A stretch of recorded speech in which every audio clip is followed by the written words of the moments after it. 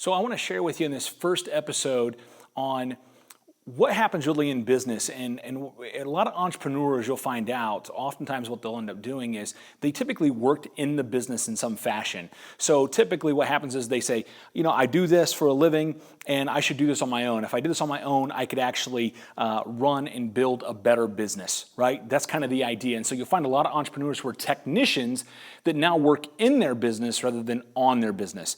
I'm going to share with you how to, in 60 seconds, be able to take from working in your business to working on your business.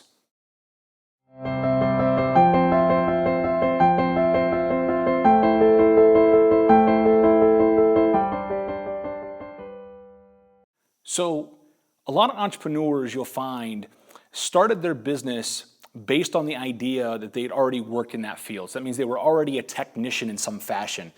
Let's give an example. Somebody who starts a carpet cleaning company, or somebody who starts any kind of manual labor.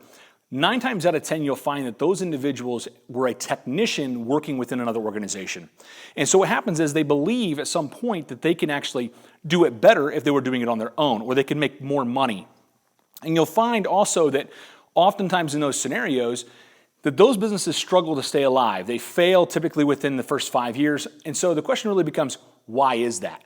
Well, it's because they're used to being a technician. They're used to working in their business, right? And an entrepreneur, you've got to find out ways that you can work on your business. And the difference really there is that the day-to-day activities, the things that you spend 80% of your time doing, if you're working in the business to generate revenue, then you're spending only 20% of the time working on the business. And that becomes problematic because you can't scale, you can't grow, and now you own technically your job. And so even though before you had a boss that you reported to or an organization and they would tell you what to do, now you're doing it to yourself. You're working in your business to pay the bills. And really now your clients become your boss. A lot of entrepreneurs get stuck in this situation.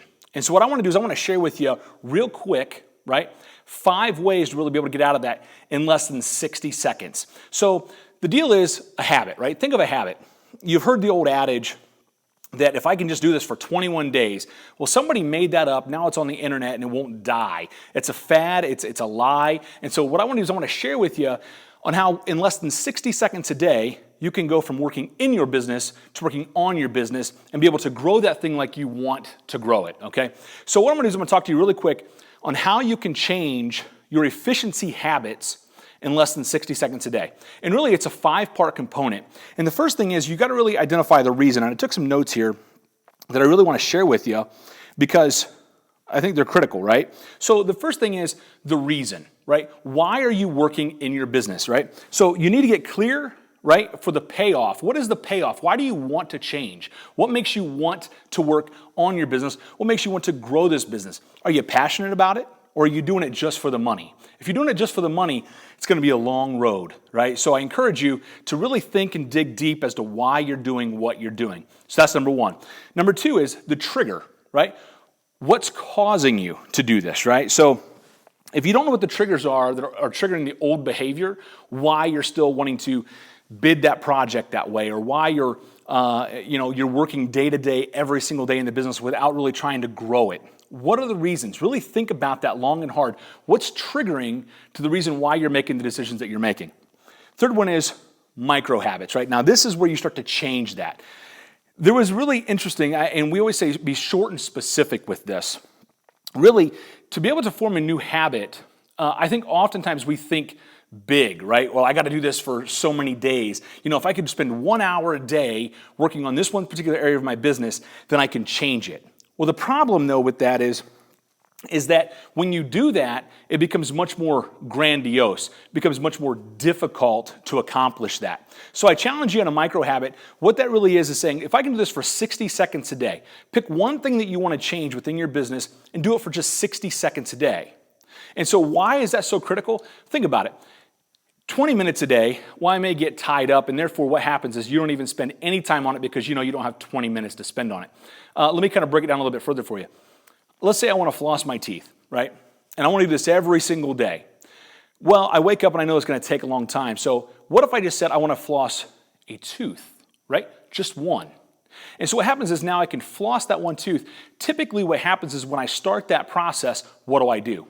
Right? I continue on to do the rest of them as well. Because 60 seconds I can give up. That's easy. It doesn't really take a whole lot of time for me to think about what I can do in 60 seconds. So when you start thinking of a micro habit, something that you can change in just 60 seconds, and you compound that day to day to day to day, then you are able to achieve that new habit. It becomes a second nature, right? Subconsciously, you're doing those things.